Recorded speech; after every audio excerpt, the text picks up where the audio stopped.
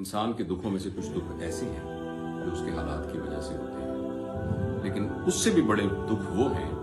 जो उसकी अंदरूनी कैफियत की वजह से होते हैं। और उन दुखों में से जो सबसे बड़ा दुख है, यूं कहिए कि दुखों की सबसे बड़ी वजह वो इंसान का अदाकार होना है, इंसान का झूठा होना है। यानी ये कि इंसान ने जो अपनी एक तस्वीर बनाई होती है दूसरों की नजर में, वो इतनी बड़ी तस्वीर हो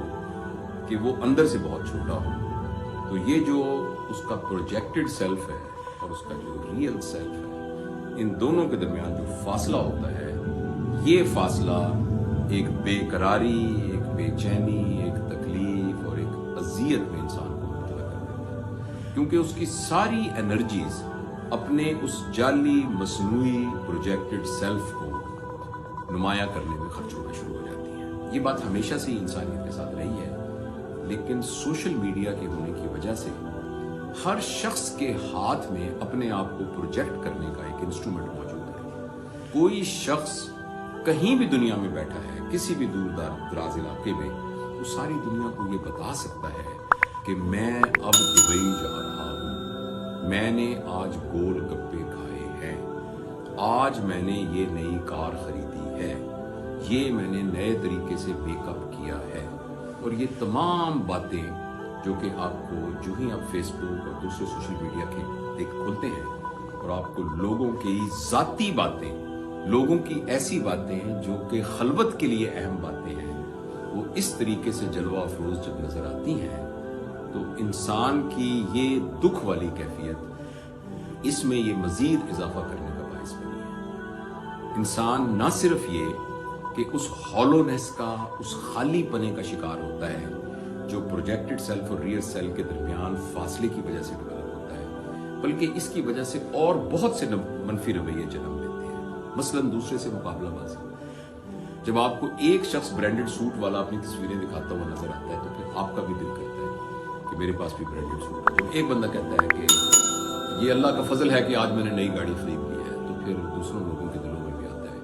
कि बड़ा होने के लिए हमें भी अपनी किसी गाड़ी की तस्वीर को इसमें लगाना पड़ेगा। और इस दौड़ की वजह से जो इंसान की एक रियल ग्रोथ है,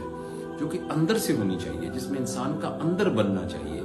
उसकी बजाय इंसान की सारी तवानाइयां अपने बाहर को बनाने में लग जाती है। उसका ये ख्याल होता है कि उसका बाहर जब बन जाएगा वो बड़ा आदमी बन जाएगा, लेकिन ये उसके नतीजे के अंदर वो जो फासला है दोनों का, वो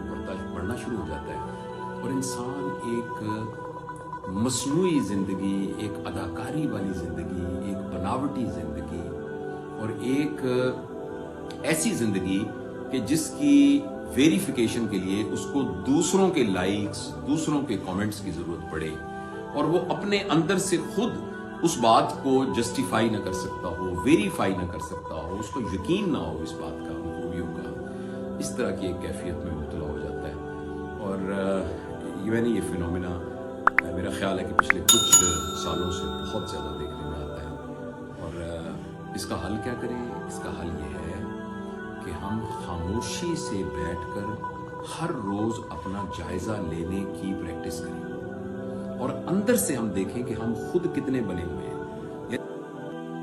यानी अंदर से मेरे कंटेंट कितने हैं, अंदर से मेरी मेटल कैसी है, अंदर से मैं कितना बना हूं। और कोशिश करनी चाहिए कि अंदर से खुद को बनाने की कोशिश की जाए,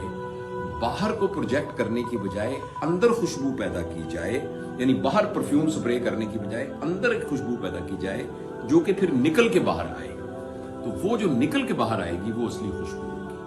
वो इल्म जो पहले अंदर जन्म लेगा फिर बाहर निकलेगा, निस्बत उस इल्म के जो रट्टा लगाया हुआ इल्म है। और इसी तरह से वो किरदार का हुस्न जो पहले अंदर डेवलप होगा,